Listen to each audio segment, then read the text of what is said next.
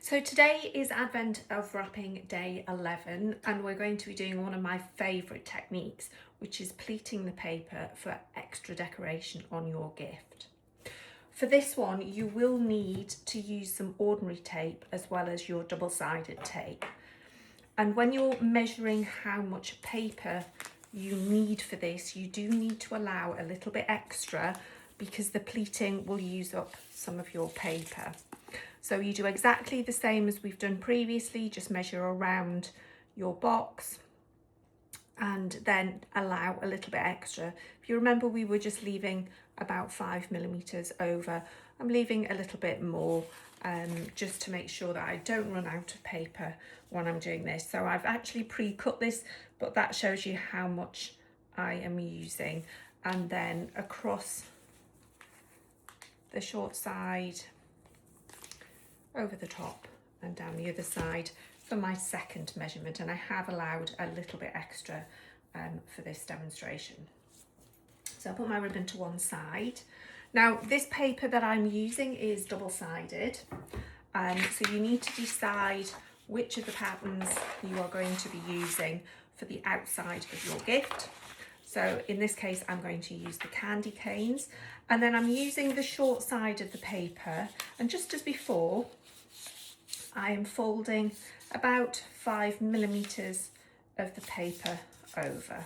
If you remember, we do this so we have no raw edges on our gift.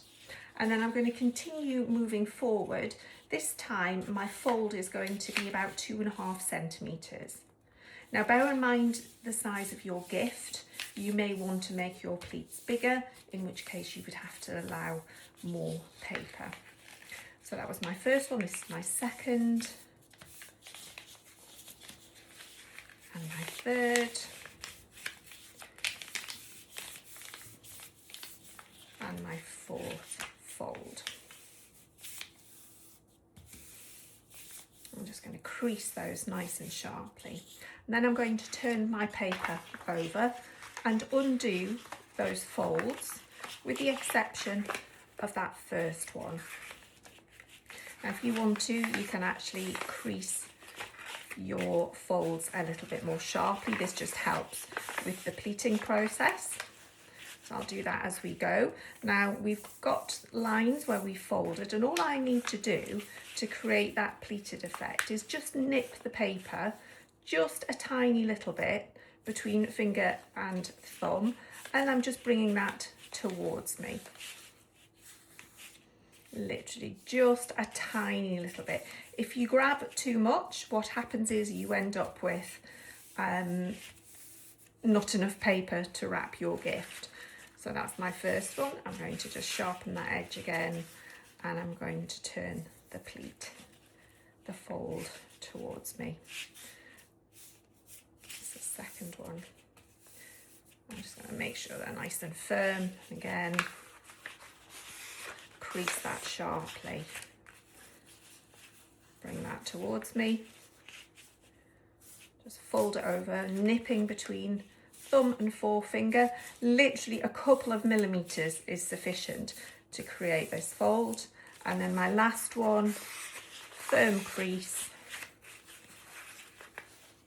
fold, little nip, little pinch of the paper towards me. Again, press it down firmly. Now, if we went ahead and wrapped our box with this paper as it is, what will happen is these will all come apart.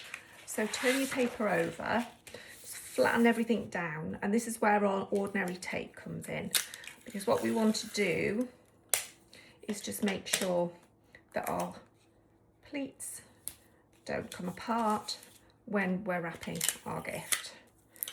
So I'm just going to put a little bit there just to hold it in place.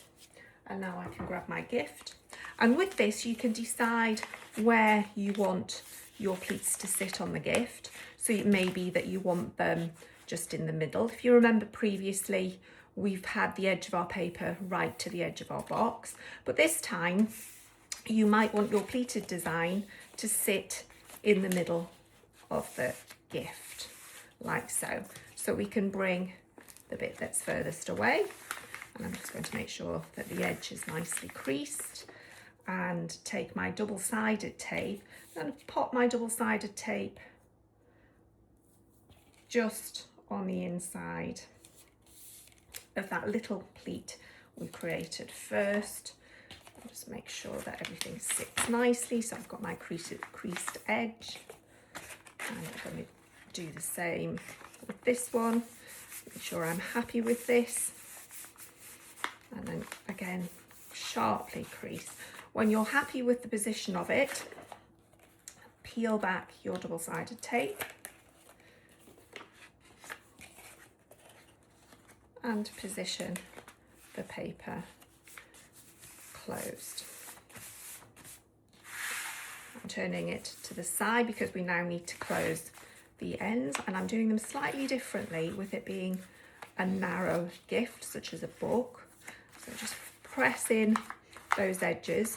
Don't forget you have a little bit more paper this time, so just fold that edge in, turn it the other way up. Just make sure you're pressing this firmly into the bottom of the book, and again into there too. Now I tuck these in nice and firmly. If you think you've got a little bit too much paper on the edge there, just trim that little bit off. So the pleats will create a little bit of bulk at the edge of your gift, which you don't want when you're sticking it down. And this time, just grab hold of it and bring it over the top again. Crease it nice and firmly, and then fold in. I am going to trim just a little bit off, so again I haven't got lots of bulky paper, and I'm ready for my tape. So I'm going to take my double-sided tape and all the way along to make sure, because you've got the pleats, it does mean you have an extra bit of paper to fold in. So I'm just adding my double-sided tape, and then I can peel that off.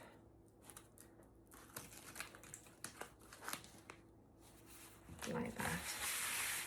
And then we will repeat the same thing at the other side.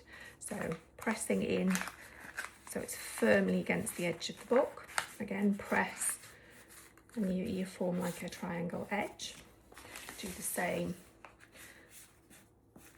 on the other side by turning it upside down. And then I'm folding in those pleats, making sure that my creases are lovely and sharp. I don't need to trim as much off this time. Nice and sharp edge. Grab my double-sided tape.